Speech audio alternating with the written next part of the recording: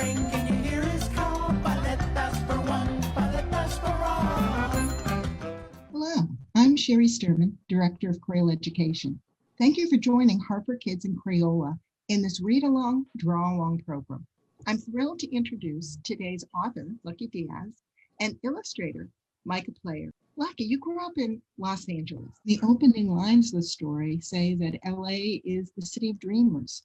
Why is it an important way to start this book? What do dreaming and community have in common? It's funny that you asked me that, because in the book, it is my favorite. It is my favorite passage in the book. And in the hottest month, on the hottest day in the city of dreamers, California, LA. And, you know, the California dream really resonates with me. It resonates within my family, and the promise of hope and sunshine is something that's really so very special to our family and my own girls, and creating art. Because when you think about creating, you think about dreams and you know, making those things realized. And the promise, I feel that California and LA specifically has always been a destination for dreamers, and even is now. And it's a multifaceted meaning of dreamers, right?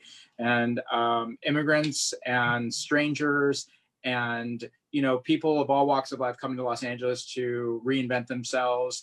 And that's so exciting. And that dream resonates and lives so much to this day in Southern California, and especially in Los Angeles. And I think that that's why, you know, opening the book and welcoming, you know, this story with all these dreamers in this community is really exciting, and something that's very special to me. And dreaming and dream makers, that's such an important part of creativity and art. Wonderful. So speaking of art, Micah, your art brings characters to life, and it's so full of energy and joy. You too lived in Southern California before moving to Utah. How did your years in California influence the scenes that you drew for the book? This is stuff that Lucky and I talked a lot about.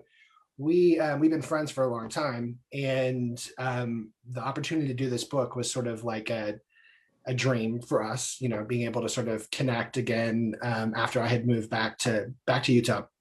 But my time in California was interesting. I actually spent two different periods. When I was a little kid, my family lived on the Central Coast in San Luis Obispo. And then later in my life, after I finished college, my wife and I moved to Southern California. And I was just blown away by coming back to the color of California. So like when I lived there as a kid, it sort of soaks into you, the sort of like the certain tint of green, the warmth and the blues. There's just something about it that is, maybe there's something in the air, maybe it's the way the light refracts through the ocean, you know, that just colors everything, and it makes everything a little warmer, a little brighter. You know, it's the Golden State, right? So that gold is all over. And it's interesting because Crayola, you know, is so like linked to so many of our experiences as kids making art, right? So like that elementary school art palette where you have green, yellow, blue, brown, you know, you like have this like line of like these sort of iconic Crayola colors. When you shine California's light on those colors, they all kind of warm up. So that became something that I got really sort of enamored with during my time working in California. And also during that time, I did my first book, Chloe Instead, and its follow-up, Lately Lily, and like all of those books kind of have a warm kind of palette. And during the same time that I was kind of starting my career as a kids book illustrator, Lucky was starting his career as a kids musician, right? And we connected during that time. I worked on Lucky's, all of Lucky's sort of like original album covers and the promotional art for the Lucky Diaz and the Family Jam Band. And that was the early beginning of our friendship, was through a mutual friend, Tilt, who introduced us, and we just hit it off immediately. So when it came time to do Paletero Man, it was like, we're gonna really amp up that feeling of like being washed in California sunshine on a hot summer day. So Lucky, thinking about some of your big ideas in the story, so many messages about community and kindness. Tell us what the main themes were as you were thinking of ways to celebrate the sweetness of summer and the community? I believe at the heart of this story is the story of heroism and the unsung heroes in our communities. And, you know, in this story, the unsung hero is the community, but also the paletero and the immigrant hero. I think it's something that there's thousands, if not millions, obviously, in this country, in this world, of unsung daily heroes in our lives. And like a school teacher, like the ice cream man, el paletero, el taquero, the person that bags our groceries. You know, we often just say, oh, we take them, oh, they're there. But there's small acts of heroism. And in this story, there's, you know, small acts of kindness, you know, and the kindness, you know, kindness is equated to heroism, and like we can all be more kind. And I think in our communities, especially in these days, you know, small acts of kindness sometimes resonate in much larger ways than we ever recognize. And it's something that I love to see in this story, and it reminds me that I have to remember that sometimes small acts are amplified, and it's a huge domino effect. And we all live in this ecosystem where we all count on each other, because we all come into our, you know, we live in this world, and every single one of us, you know, comes to a point where we need some help. And I think that that's the sweetest thing, that sense of relief. More kindness equals more heroism. Beautiful. What a great segue. Please read the story for us. Paletero Man. If you open this book, I'd be remiss if I didn't open up to the title page, which is this beautiful title page of a boy on his quest for a paleta. And then you see this beautiful landscape of Los Angeles. And that's Griffith Park and the observatory and the expansion of what is Los Angeles. And this is an incredible page spread and depiction of really what it actually looks like. Here we go. In the hottest month, on the hottest day, in the city of dreamers, California, LA, I grab my dinero and make my way to find my friend, Paletero Jose.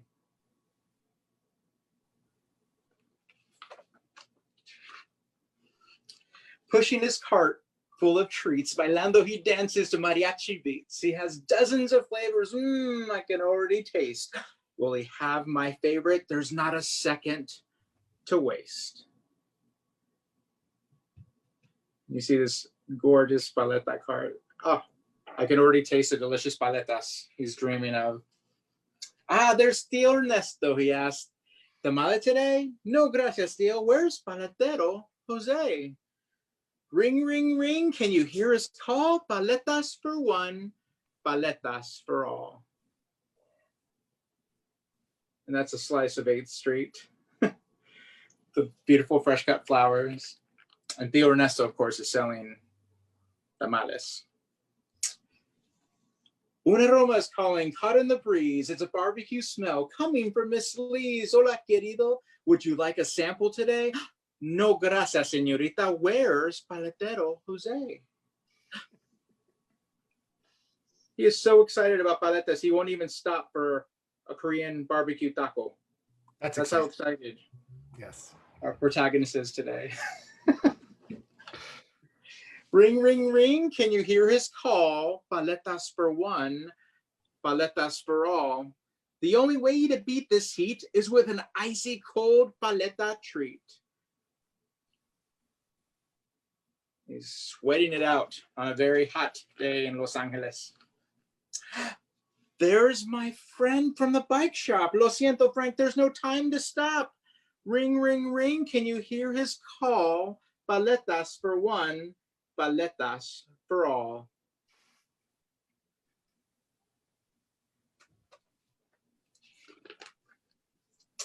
Will he have all the flavors, the colors I love? Horchata canela, the kind I dream of? Chocolate, elote, sandía o fresa. Arroz con leche, miel o cereza. Ring, ring, ring. Can you hear his call? Paletas for one, paletas for all. Look at all those beautiful paletas. The fresa, Jamaica, melon. Micah did a great job illustrating these beautiful paletas. Here he is, Paletero Jose. Finally, you'll get cool on this very hot day. Oye, niños, what will it be? A beautiful park setting in Los Angeles.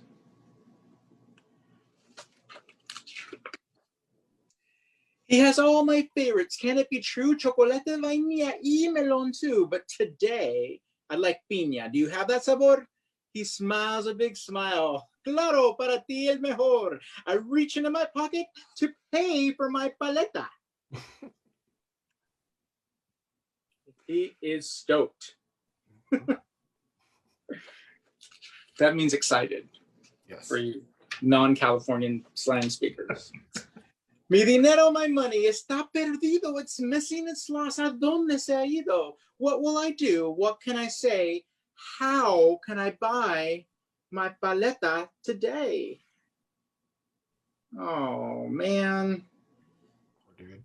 Really needs his dinero. What are we going to do? And just at that moment, who do I see? My neighborhood friends, Teal, Frank, and Miss Lee. We called out your name when we saw your coins drop, but you must have not heard us because you didn't stop. Muchas gracias, amigos. What will I have done? I guess I dropped my money when I was on the run. He was so excited and distracted to get to the paletero that he dropped all his money. But luckily, his community friends helped him out. Kindness for all, shouts Paletero Jose. I have a surprise that will brighten your day. Oye, amigos, paletas on me. Because of your kindness, the paletas are free. They're free, everyone. Gratis. I just want to make him talk like that. Whether it's stormy or whether it's sunny, whether or not you have any money, I'll always help out an amigo in need. Yo te prometo, an amigo indeed.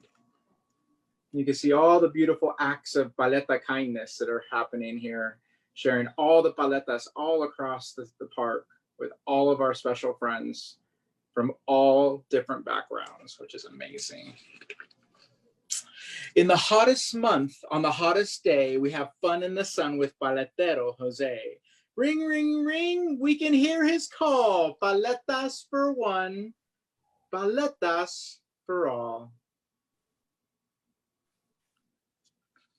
A beautiful park setting in Los Angeles, California. It's so special to be able to read that out loud. Every time I get so very emotional about it because it's such a dear, special story. Lucky, in addition to your talents as an author, you are a Grammy Award-winning musician. Tell us about the role that music plays in your creative expression and your creative process. How did you think of and create new songs as well as your stories? I've always been a very creative soul as a young child, and I, again, getting back to Micah said, I think, a piece of paper and a crayon was really my first entry into create anything. And I always joke that I have to create something every day, even if it's creating a sandwich. So if I make a sandwich for lunch, that's a monument of creation. I think with creating, music and art, I always call art.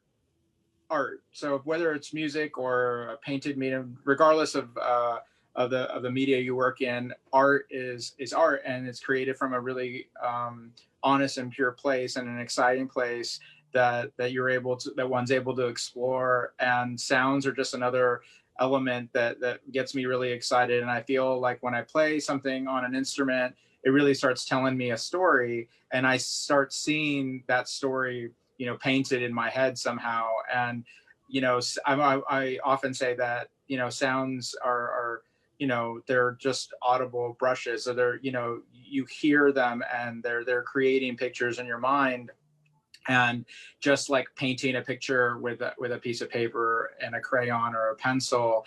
And so, yeah, I think that they all go hand in hand in the respect of just creating something. I just like making things. I just like, even if it's silly things. And I think for me, I get the opportunity to make things for children.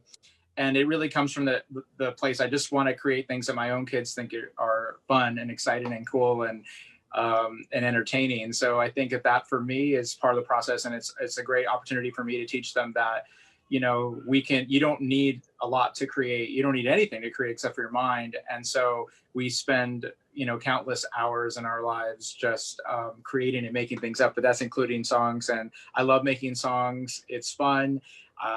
Yeah, it's just part of the process. Like I said, I just like making things. Please share a song that you created or said the way you said it so beautifully, paint with your musical paintbrush. Luckily, I have a guitar hanging here. So, you know, we just read Patatero Man. Here's a song that can go with it. And I usually do a grito. So grito it sounds like this. Ring, ring, can you hear his call? Paletas for one, paletas for all. Paletero man. Ring, ring, can you hear his call? Paletas for one, paletas for all. Paletero man.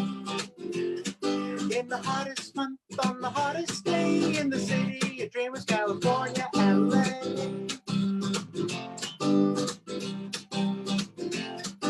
I grab my dinero and make my way to see my friend Paletero Jose.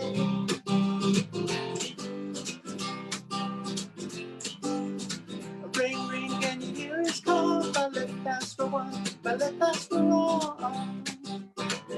Paletero man. Ring, ring, can you hear his call? Paletas for one, paletas for all. Paletero man. He's a paletero man. So, you know, I was talking about brushes. So this would be a wide brush, and this would be like a sharp brush, or like small. So you can make different sounds on your guitar, but that's how I love to make songs and stories, and yeah, just making up things. I think that's like an ending chord, like thanks, you know. So going from that musical paintbrush to Micah's paintbrush, Micah, we love the color palette that you chose for this book's illustrations. It feels like a tropical paradise, like the colors of sherbet. So can you show us some of your favorite art techniques using art supplies that kids might have at home, and share some tips for how to make characters and settings that celebrate summer? And I have a few different pieces here that there's a mix of like some really simple basic pieces, like these fantastic like watercolor pencils that are really fun to work with, because you can experiment with the difference between a hard line and a soft surface. So one of the things that I love about watercolor pencils is that it takes the washiness and the sort of like unpredictability of watercolor, which is a blast and which is really fun, and it marries that with the control of a pencil, right? And so when you're coming up with designs and ideas, sometimes it can be fun to build in layers. There's shape layers and there's detail layers, kind of like what Lucky talked about when he said that, you know, some chords are thick brush strokes and some chords are thin or sharp brush strokes. So when you're working with watercolor pencils, what's neat is that you can take, you know, you can do these kind of like solid lines, and then you can go in and with a little bit of water, you can take the pigment from the watercolor pencil and you can kind of pull it out, and you can create a little bit of a, you can shade and kind of allow some of that sort of soft, washy watercolor tone to sort of spread out from the pencil. But any place that you don't touch with the water holds on to those edges and those shapes. And that's one of the fun things about watercolor in general, is that water itself creates boundaries and it creates edges. So as you sort of like, as you come in here and you start adding water to the pencil lines, and they blur and they start to bleed like that. Isn't that beautiful? That sort of like unpredictable sort of little swirl that comes from pigment getting mixed with water. And a real organic feel to it. Yeah, it becomes really organic, and but you're starting with the control that I think a lot of kids are. One of the first things that we learn to control when we draw is a simple hard pencil. And so Crayola makes really good watercolor pencils, and I think one of the reasons why that's such a cool product to give kids is that they connect with you on that basic control level, where you're able to sort of like, there's nothing confusing about jumping into using that kind of a line, right? Like there's something about the solidness of pencil against paper and that little bit of resistance so that you're not slipping around too much. That's really great for sketching. And so everything that we do as illustrators or visual artists starts usually with a sketch, with kind of like a rough idea about what we want to do. So if I'm going to do like a rough sketch of this person who's just kind of hanging out, I don't know what it is, but every time that I draw, I always end up doing like a little polo collar. If my brain is set to autopilot, kid's gonna wear a polo collar. I don't know why that is, but it's the truth. Anyway, so once you go in there and you draw those lines, again, you can come back in with water, and that becomes shading, right? If you just kind of like run the water just underneath the line of that polo collar, it gives it a little bit of depth. You run a little bit underneath the line of his chin, and it gives it just that little bit of shading and depth. Same thing going here on the sleeves. You just kind of like trace the line that you already did with your pencil, and you can pull out these simple little details. Another little bit of water, and we can add here that, and it makes the pigment spread out and create sort of a little shadow underneath his shirt that adds some depth. So this is one of my favorite things to sketch with, is a watercolor pencil. And then you can dab in where it's darker, and you can grab those little details. So now as that dries, and watercolor dries really fast, you can go back in, and this is where layering comes in. You can add hard details back on top of those washes. And the hard details don't have that little bit of washiness that's coming from the watercolor. So you're preserving those kind of like those hard lines. Like I mentioned earlier, my favorite flavor for a paleta is sort of like a strawberry, strawberries and cream. And I'm gonna start with this red marker and just draw a simple shape. Paletas tend to come in sort of like wide, flat shapes. I like to do what I call a doorway paleta, which is kind of like an arch at the top and straight sides and a flat bottom. Kind of like I was just thinking it just looks delicious to me, but let's get to it. So, but what we think about as artists with, when we're doing color is building up. So, you think about things in shapes instead of just simple lines, think about shapes. So this is now, I've defined the whole shape of that paleta. And I can now go in and start adding details. And just like how over here, when I added that wash, and I can add a dry detail on top, when you use different media together, that's sort of like a water-based marker. I think that's actually, if you're looking for some of these supplies yourselves, that's called a brush pen. So Crayola makes some really nice brush pens. What's interesting about Crayola's supplies is they're really affordable, and so that's kind of cool. So think about how you can jump in and start learning with these tools. That's a wet media that's been laid down with the marker. But when you take something that is that's dry, and you can build kind of on top of that wet media as it dries. You want to be careful to let it dry so that it can get a little bit of a tooth back onto the paper. But look at how now this part here is dry. I can add white detailing kind of on top of that color. Isn't that cool? I'm So you're like, seeing the oh, texture. cool. That's beautiful. Isn't that fun? So yeah, so it creates this sort of like, you can start adding some depth by taking the brightness of a dry media, and usually in a lighter color, like to get that light tone, and add that on top of the red, or on top of the wet color that's underneath. Now here, this combines some of the properties of like a dry media and a wet media, because this is a permanent marker.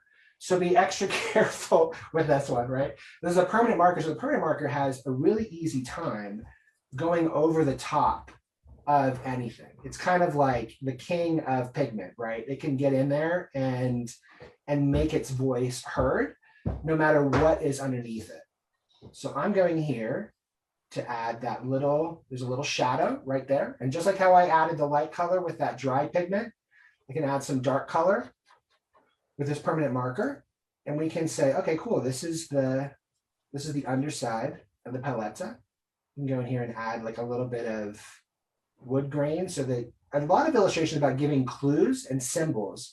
So our eye automatically knows. I don't have to draw a perfect wood grain for my eye to go, oh, that's wood, right?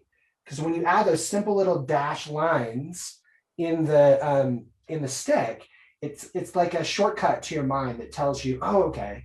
And that's really what illustration is about, is giving you little hints and giving you little clues to what you're looking at. So what's one of the things that I love about Strawberry Palettas? I love the fact that it has real fruit in it. So here, maybe I could add a strawberry that's inside of this. It's been frozen inside the paletta. And maybe deep inside this, you can see a little tiny bit of where its edges and shapes are. So it's kind of shining in there inside of the juice that's been frozen inside of. And again, it's all just about building layers.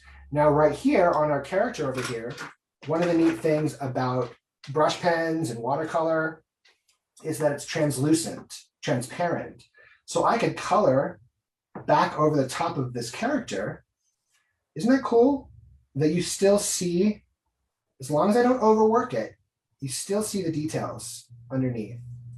So I can go in here and draw the blue color for his shirt. I can draw, maybe got another color of some yellow for his pants. I like bright colors. And see that that pencil work remains underneath.